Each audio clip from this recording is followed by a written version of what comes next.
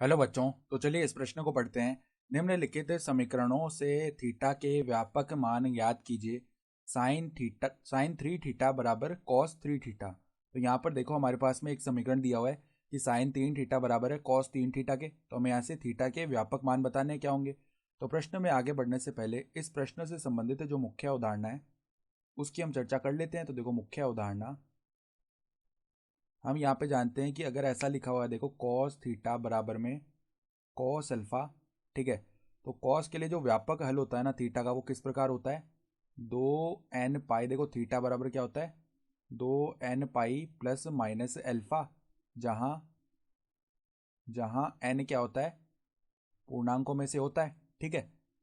तो अब देखो हमारे पास में क्या लिखा हुआ है, साइन तीन थीटा बराबर कॉस तीन थीटा। तो हम ये भी जानते हैं कि जब भी इस प्रकार से लिखा हुआ होता है कि कॉस, जब भी देखो इस प्रकार से लिखा होता है कॉस, या फिर ऐसे बोल सकते हैं कि देखो कॉस पाई बट्टा दो माइनस थीटा, इसका मान साइन थीटा के बराबर आता है। ठीक है। ये मान हम जानते हैं।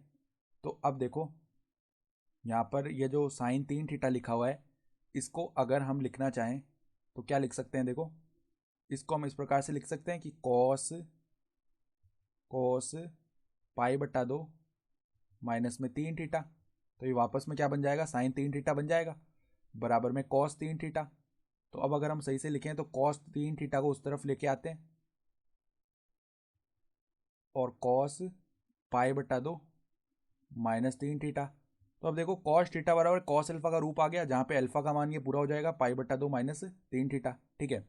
तो जब ये रूप आता है तो थीटा का मान जो है वो क्या आ जाता है, थीटा हमारे पास में आ जाएगा दो n pi plus minus alpha का मान क्या है, पाई बट्टा दो माइनस में तीन थीटा। ठीक है। तो ये आ गया, जहाँ पे एन जो है वो क्या है, पूर्णांकों में से है। तो एक बार तो प्लस का चिन्ह लेंगे, एक बार माइनस का चिन्ह लेंगे। ठीक है। तो पहले एक बार प्लस का चिन्ह लेते हैं। तो थीटा बराबर में देखो दो एन पाई प्लस में पाई बट्टा दो माइनस में तीन थीटा, ये हमने प्लस का चिन्ह ले रहे हैं हम। ठीक है। तो यहाँ पे देखो आगे इस माइनस तीन थीटा को उस तरफ भेजेंगे तो चार थीटा बराबर में दो एन, यहाँ से अगर पाई को बाहर निकाल लें, देखो पाई को अगर मैंने बाहर निकाल लिया तो दो एन प्लस में एक बट्टा दो, ये बन जाएगा। तो यहाँ से देखो थीटा का मान क्या आ जाएगा, थीटा बराबर में पाई बट्टा चार, और यहाँ पे देखो क्या बचा हुआ है, पाई बट्टा चार गुणा में दो एन प्लस में एक बट्टा दो। तो देखो दो एन प्लस में एक बट्टा दो, तो ये क्या बन जाएगा, देखो थीटा बराबर में यहाँ पे लैसा ले लेते हैं तो पाई बट्टा चार गुणा दो आठ हो गया, और यहाँ पे चार एन प्लस एक आ जाएगा, चार एन प्लस में एक। ठीक है। तो ये आ गया एक मान, जहाँ पे एन जो है पूर्णांकों में से है।